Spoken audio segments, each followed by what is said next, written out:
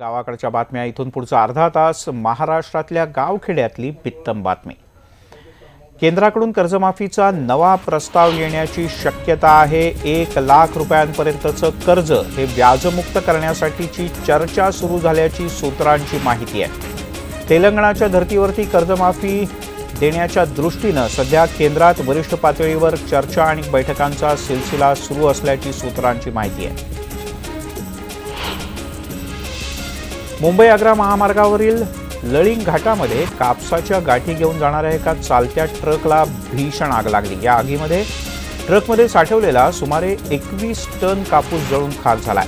कापसाने भरलेला हा ट्रक भुसावळहून इचलकरंजीकडे जात होता। दरम्यान महामार्गावर ओव्हरटेक करताना ट्रकचं स्टीअरिंग जाम झालं, त्यामुळे हा ट्रक रस्त्यावरून घसरला आणि अपघात झाला। यातच ही आग लागली। सुदैवाने यात कोणतीही जीवितहानी झाली नाही।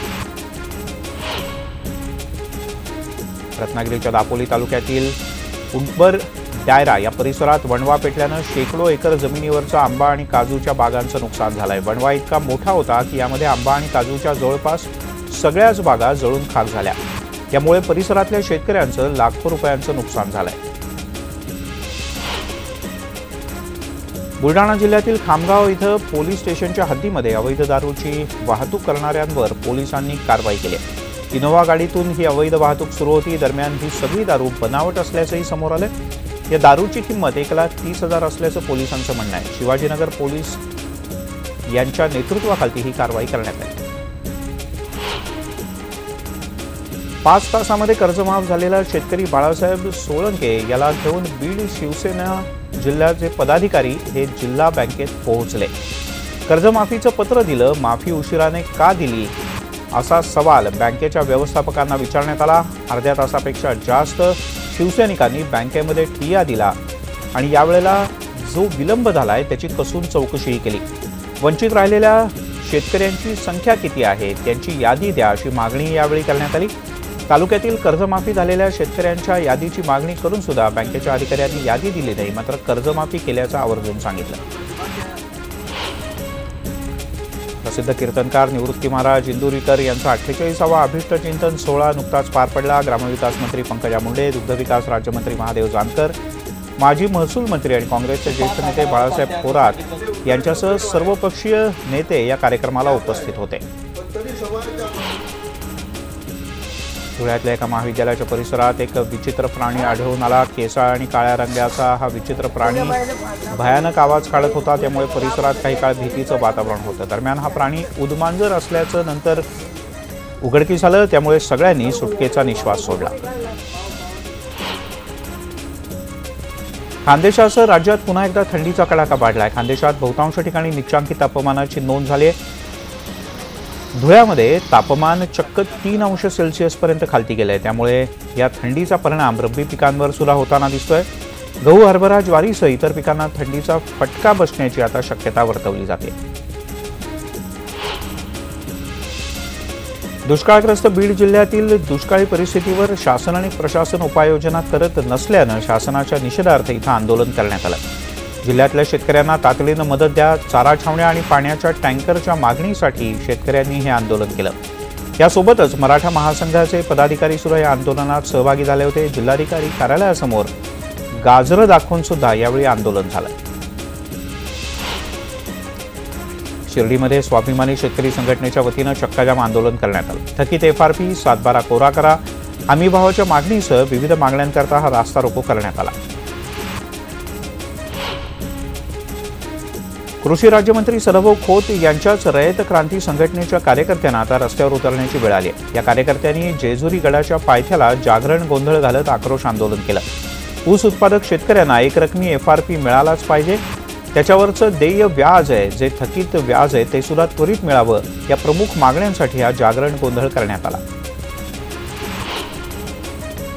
दिव्यांगांच्या विविध मागण्यांसाठी आज प्रहार अपंग क्रांती संघटनेच्या वतीनं आंदोलन करण्यात आलं। सांगली महानगरपालिकेच्या कार्यालयासमोर शहरातल्या दिव्यांगांनी बोंबाबोंब आंदोलन केलं आणि पालिकेच्या कारभाराचा निषेध केला। यावेळी संतप्त दिव्यांगांनी पालिकेच्या प्रवेशद्वारावर काही तास ठिय्याही मांडला।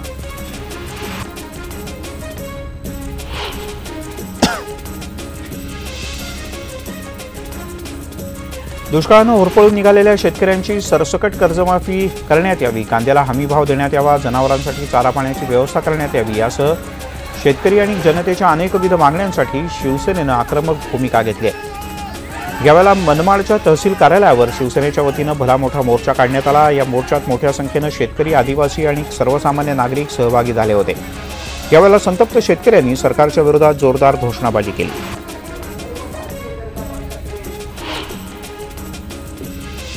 भारतातल्या वेगवेगळ्या प्रांतातल्या 93 प्रकारच्या शेतमालाला जीआय नामांकन हे देण्यात आलं आहे। यामध्ये सर्वाधिक 15 जीआय ही तांदूळाच्या जातींना मिळाली आहेत। त्यापाठोपाठ आंब्याच्या 10 जातींना टॅग मिळाला आहे, केळीच्या 6 जातींना तर चहाच्या 4, मिरची आणि संत्र्याच्या प्रत्येकी 5 जातींना जीआय नामांकन मिळालं आहे।